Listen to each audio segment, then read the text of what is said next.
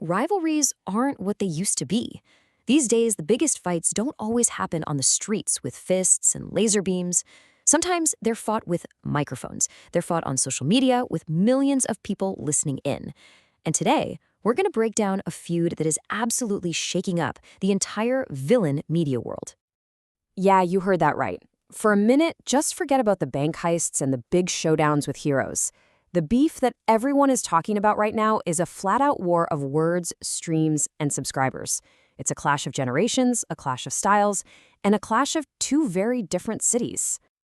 All right, so first up, let's talk about the new school, broadcasting right out of Metropolis. These guys are loud, they're super controversial, and honestly, they're changing the whole game of how villainy even makes money these days. Let's get into the hosts of Shocking and Screaming. And get this, in just 2 years, they've gone from basically nowhere to being this absolute force to be reckoned with. The entire underworld has been put on notice. And what's the result of that? Boom. Just shy of 3 million subscribers, all on the LexCorp network. An audience that big isn't just influence, it's real power. And for some people, that makes them incredibly dangerous. So what's their secret sauce, right? Well, you've got the hosts, Livewire and Silver Banshee, dishing all the dirt on modern-day heists and hexes. They totally get how to go viral. They landed a massive interview with Harley Quinn that broke the internet.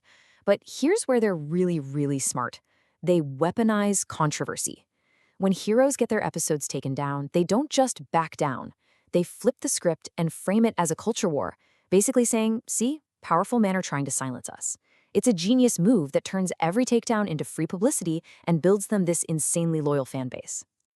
But on the other side of this whole thing, you've got the established OGs from Central City.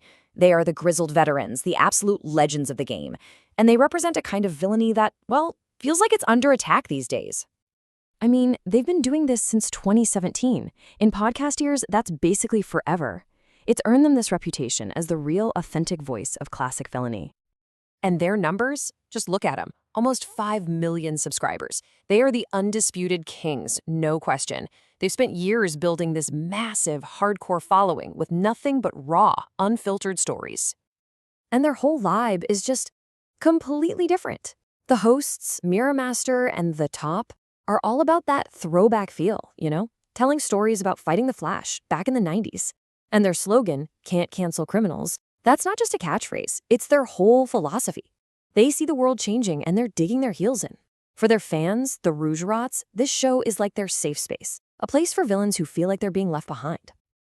So let's break it down, head to head. You've got the new school girl boss energy from Metropolis against the old school rogues from Central City.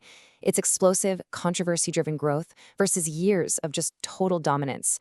Believe me, this is way more than just a little beef. This is a battle for the soul of villain media.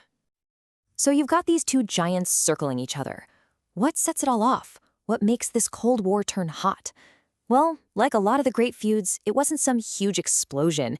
It was just one little off-the-cuff comment, a tiny spark that was about to set a whole forest on fire. This is it. This is the comment that lit the fuse. Mirror Master just drops this line on an episode. And for most people, that's just trash talk, right? But you gotta remember, Livewire had just escaped Superman by turning into pure energy. So for her, hearing a legend call her a snowflake who runs away, that was personal.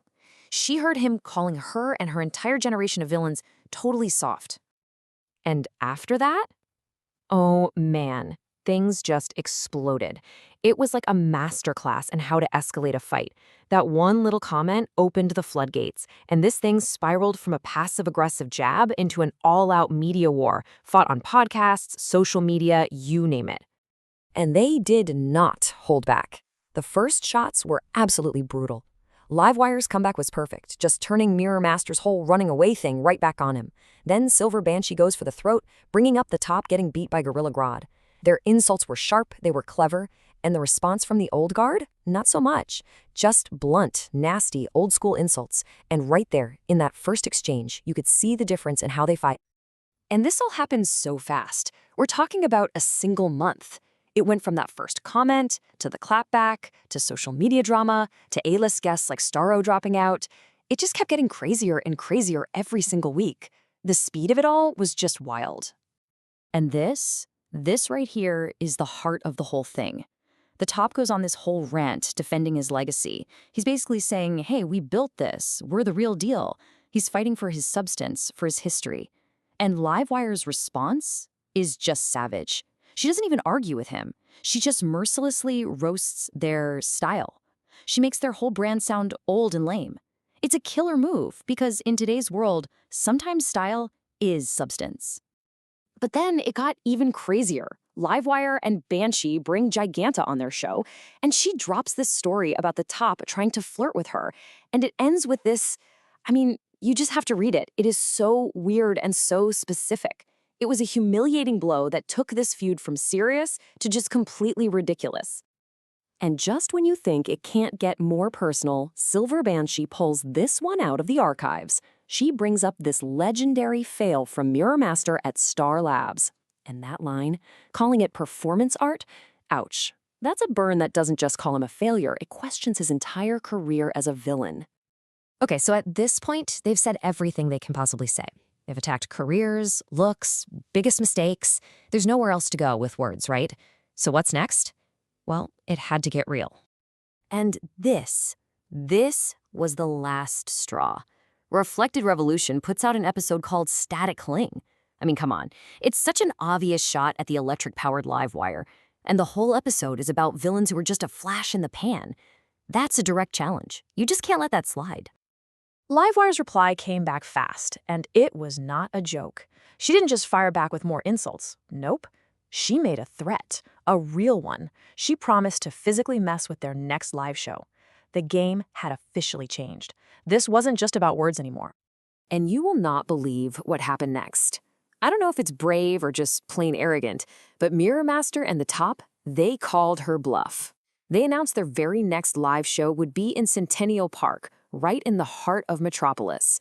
They are taking the fight to her city, setting up shop right in her backyard. Talk about a power move. So this is it. It's all boiled down to this one moment.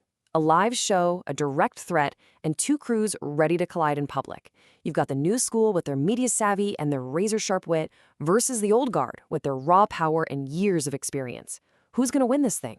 Will the newcomers shut down the legends for good, or will the veterans prove why they've been on top for so long? The stage is set, but seriously, who do you think is walking away from this one?